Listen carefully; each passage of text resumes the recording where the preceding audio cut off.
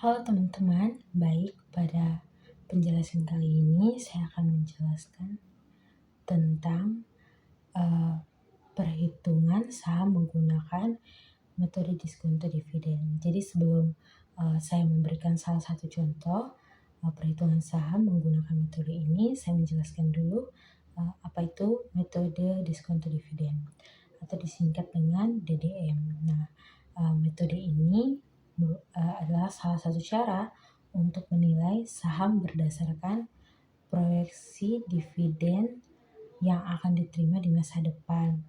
Jadi di sini untuk perhitungan metode diskonto dividen ini terdapat beberapa langkah. Yang pertama itu proyeksi dividen. Jadi proyeksi dividen ini adalah untuk menentukan dividen yang diharapkan untuk beberapa tahun ke depan.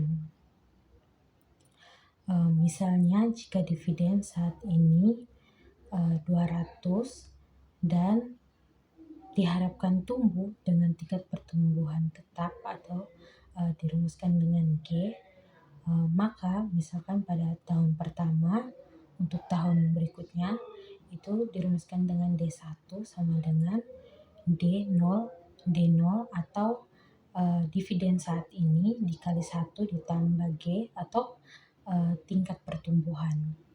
Begitu juga pada tahun kedua, D2 sama dengan D0 atau dividen saat ini dikali dengan 1 ditambah G atau tingkat pertumbuhan dan dipangkatkan 2. Selanjutnya itu tentukan tingkat diskonto.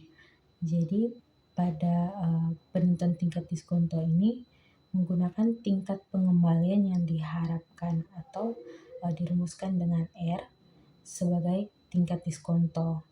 Nah, ini bisa didasarkan pada model CAPM atau rata-rata biaya modal. Terus yang ketiga di sini hitung nilai saat ini dari dividen. Nah, setelah menentukan tingkat diskonto akan didiskontokan ke dividen yang diproyeksi kembali ke nilai saat ini. Jadi rumusnya itu PV sama dengan DN dibagi 1 ditambah R pangkat N. Jadi di mana DN ini adalah dividen pada tahun ke berikutnya. Yang keempat yaitu jumlahkan nilai saat ini dari semua dividen. Jadi setelah hitung nilai saat ini dari dividen, jumlahkan semua nilai saat ini dari dividen yang telah dihitung. Lalu yang kelima di sini ada hitung nilai terminal atau opsional. Nah, jika menggunakan model pertumbuhan Gordon untuk menghitung nilai terminal setelah periode proyeksi, di sini menggunakan rumus sama dengan P sama dengan DN tambah 1 per G kurang R kurang G. Nah, di mana DN tambah 1 ini adalah dividen yang diharapkan pada tahun berikutnya setelah periode proyeksi. Lalu yang terakhir total nilai saham, di mana tambahkan nilai terminal yang didiskontokan jika ada ke total nilai dividen yang didiskontokan. Baik teman-teman, tadi saya sudah menjelaskan metode diskonto dividen. Jadi pada saat ini saya akan memberikan contoh perhitungan saham menggunakan metode tersebut. Nah, di sini diketahui perusahaan ABC memiliki dividen saat ini sama dengan 2,00, sedangkan tingkat pertumbuhan dividennya itu 5% atau 0,05. Untuk tingkat diskontonya sendiri itu 10% atau 0,10. Nah, yang pertama itu kita mencari tahu proyeksi dividennya. Jadi di sini saya menggunakan 3 tahun ke depan untuk proyeksi dividennya sendiri. Jadi untuk tahun pertama sama dengan 200 dikali 1 ditambah 0,05 sama dengan 2,10. Sedangkan di tahun kedua 2,00 dikali 1 ditambah 0,05 pangkat 2 sama dengan 2,205. Sedangkan di tahun ketiga 2,00 dikali 1 ditambah 0,05 pangkat 3 sama dengan 2,315. Nah, setelah mencari proyeksi dividen, di sini kita menentukan nilai saat ini. Sama, saya menggunakan 3 tahun, jadi PVD1 itu sama dengan, karena tadi sudah diketahui proyeksi dividennya, kita masukkan PVD1 sama dengan 2,10 per 1 ditambah 0,10 pangkat 3. Jadi PVD1 ini sama dengan 1,91.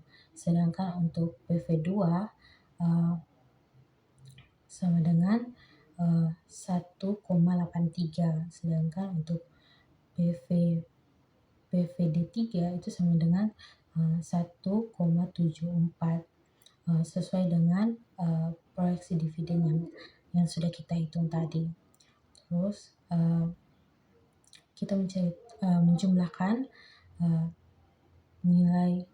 total nilai dividen saat ini. Jadi setelah kita mencari nilai saat ini, lalu dijumlahkan nilai-nilai tersebut. Jadi 1,91 ditambah 1,83 ditambah 1,74 sama dengan 5,48. Next di sini setelah menjumlahkan total nilai saat ini, di sini kita mencari nilai terminal jika digunakan. Jika tidak juga tidak apa-apa, tapi saya lebih menggunakan nilai terminal. Di sini kita mencari dulu untuk tahun keempatnya. Sama seperti tadi, 200 dikali 1 ditambah 0,05 pangkat 4 sama dengan 2,431. Untuk P-nya sendiri yaitu 2,431 per 10 per 0,10 dikurang 0,05 sama dengan 48,62.